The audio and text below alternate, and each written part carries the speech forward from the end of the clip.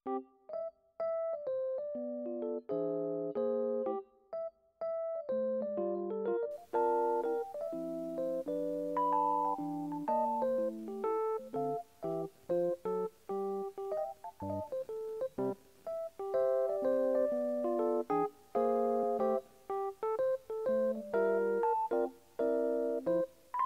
are back here sa bahay. Ngayon naman mag-makeover tayo. Yung mga binili ko sa mall, una bumili ako ng cortina kasi kulay pula yung cortina dito. Bumili din ako ng mga gamit sa kwarto like bedsheet, yun, cortina para sa taas.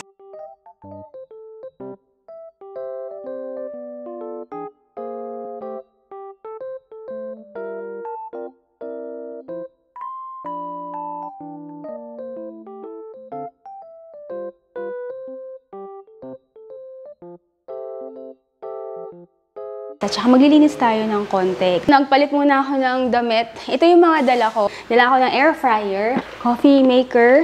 Hindi ko to iiwan dito pero dinala ko lang. Kasi if ever mag-overnight sana ako dito, dala ko ng rice cooker. Kaya lang meron akong blooper na nagawa. Dinala ko yung rice cooker. Wala yung pot. Naiwan ko yung pot doon sa bahay. So, useless. Wine glass dito. Cleaning, syempre my favorite cleaner, Domex. Hand soap. Ito. Ito hindi daw to throw pillow. Ano ba to? Para lampshade. Ito, cortina, bedsheet. Dala ko ng wine. Para sa kitchen. Bottles. Wine display. Lampshade. May pogi tayong kapitbahay. Tatay na. Ay talaga.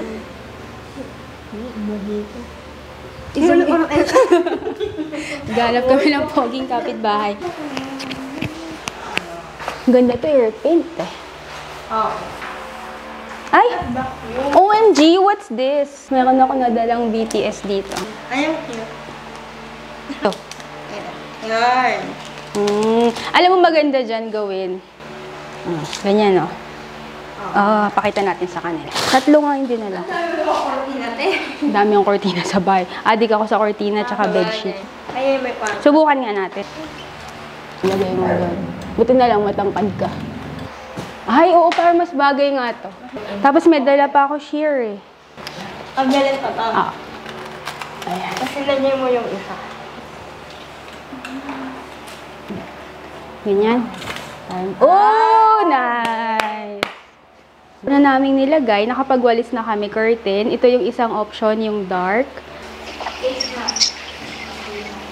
Second floor. Kwarto. Nakalak mo lang sa baba. Color red. Wala lang gamit dyan, oh. Kama. Sandali may aircon. Yung may aircon para lumamig. Bakit yung mga butiki, ang lalaki ka diri? Yan, palabas na.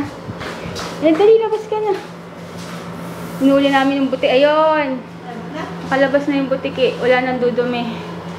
Tapos, sakay doon na, dali. Bumalik.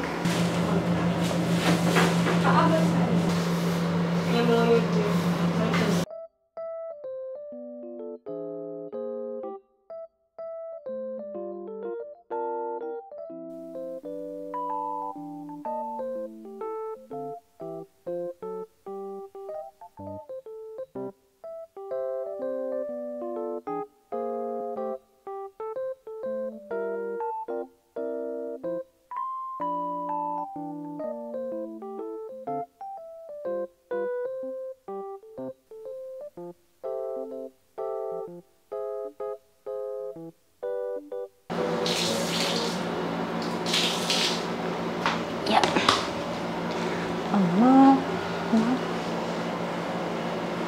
Parang hindi nakaka-absorb ng tubig.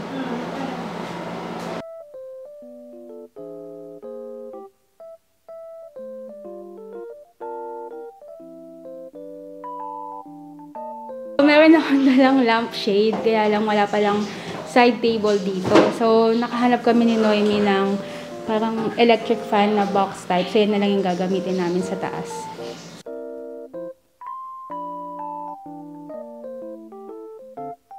Dito may aircon na. Ito yung nahanap namin na air cooler na gagawin kong patungan itong lampshade. Dito yung galing sa kwarto. Sa kwarto ko, dinala ko dito. Tapos, bumili ako ng mga babagay dito na bedsheet, cortina. Yellow kasi yung wall. So, naisip ko beige, brown yung magiging theme ng kwarto. Hanggat di pa nagpapa-repaint. May nahanap ako sa baba ng mga flowers. Baka pwedeng gamitin. Mga extra na curtain. Tapos, meron akong sheer and fleece blanket.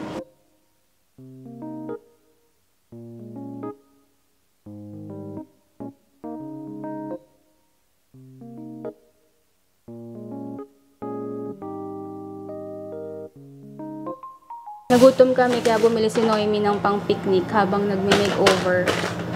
Buti may tindahan na, no?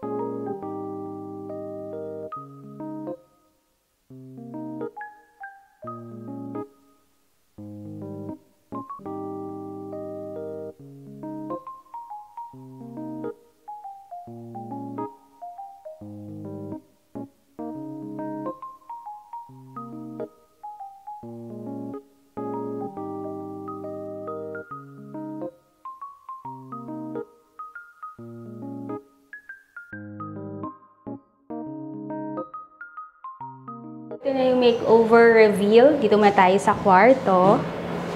Welcome! Ay, medyo maingay lang kasi nakabukas yung aircon. Ang ginawa ko nga, beige, brown. Ayan. In fairness, gumagana siya. So, pwedeng mahiga dito. Meron na tayo ditong lampshade. O, diba?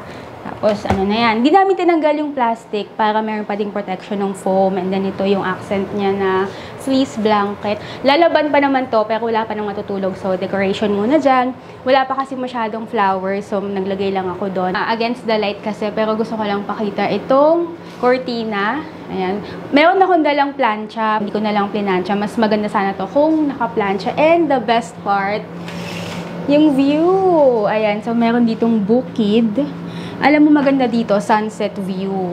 So, ang disadvantage, mainit kasi syempre tapat ng araw. Pero pag ganyan, pahapon, paggabi, sunset view dito. May mga farmer, mga banana trees. Okay, so that's the bedroom. Baba naman tayo sa sala.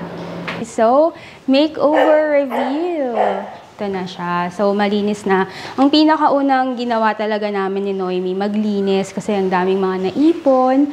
Tapos, pinagpalit namin. Instead na yung box yung nakaharang dito. Ayan. So, pwede nang maupo. Kulang na lang ng TV, ng electric fan pa, at saka siguro konting carpet, gano'n, mga throw pillow. And then, dito naman tayo sa kitchen. Yung upuan kasi doon, pag meron kang mga leather seat, ganyan, tapos wag mo siyang ididikit sa dingding kasi ang nangyayari ito, nagkakaroon ng mark, tapos dumidikit sa upuan. So, dapat hindi siya nakadikit. Lalo na kung matagal na walang tao sa bahay, wag niyong ididikit. Tapos, ito naman, galing lang sa condo. Sa bahay ko, nagdala ako dito ng wine display. Nagdala ako ng wine and then dalawang wine glass. Diyan lang siya. And then ito, dito na ito na nakita ko na. Ayan, so merong konting accent dyan. Yung mga red flowers, hindi ko ito masyadong bet. Pagbalik ko, bibili ako ng mas bagay na vase at saka flowers. Pero dahil yan lang yung meron, so lagay muna natin dyan.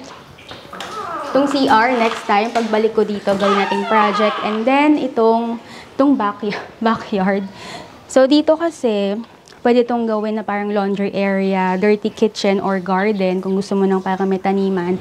Tapos sa likod yung bukid. Pero next time na yun, pagbalik ko din, magbubunot ng mga damo. Ito naman, so meron tayo ditong, dinala ko yung air fryer, tapos yung coffee maker, YouTube na tumbler, tapos konting mga baso dyan. And ito yung sa condo ginagamit ko, nilagay ko dito para, di ba yung mga bahay usually may ganyan, so mukha na siyang bahay dito.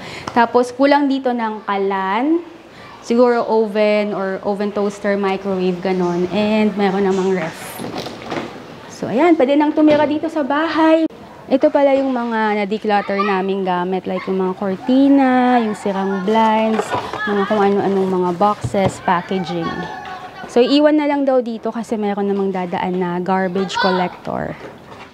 So, that's the Tarlac house makeover vlog. I hope you enjoyed this video. Alam kong mahilig ka sa mga house makeover, declutter. Abangan mo pa yung mga ibang gagawin namin dito, like yung CR, yung labas, and yung isa pang bedroom. Tsaka, nag-request ako sa daddy ko kung pwedeng i-repaint ng puti at tsaka yung kisame. Kasi kung titingnan mo yung kisame, yan pa yung mismong tinurn over. Yan pa yung itsura niya nung tinurn over.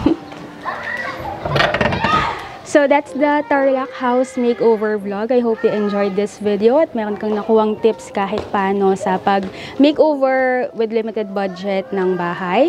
Tapos, sa daddy ko, sana nag-enjoy ka sa video na to. Nag-request pa ako kung pwedeng i-repaint yung loob ng bahay kasi yellow siya. Yung labas parang standard din na yellow. So, I hope you enjoyed this video. Subscribe to my channel for more videos and I'll see you next time. Bye-bye!